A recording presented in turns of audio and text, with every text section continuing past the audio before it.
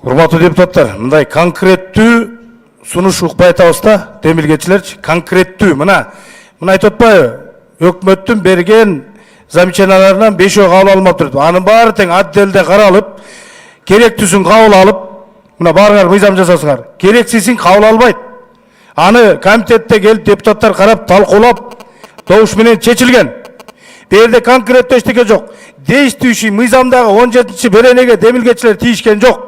14 жашка тийишкен жок. Ал эмгек кодекси менен мына Алмаз Садикович айтып берди. Эмнеси жаман? Прозрачный болсун.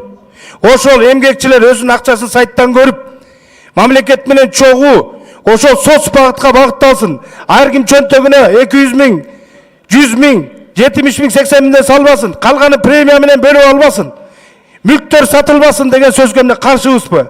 Бул эмгекчилердин акчасы. Эгерде биз маалымат каражаттарынан, урматтуу депутаттар, эмгекчилер буларга өз ыктыяры менен добровольный экен десек, эртең чогултпа коюп, чогулуп аткан акчаны туура пайдалануу. Мына мектеп жок дейбиз.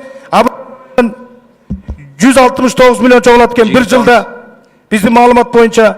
Мына больницалардын бар ремонту жок дейбиз. Ушундай нерселерге үй жок жүргөн медработниктер, үй жок жүргөн мугалимдер, эмне үчүн мындай фактылар жок?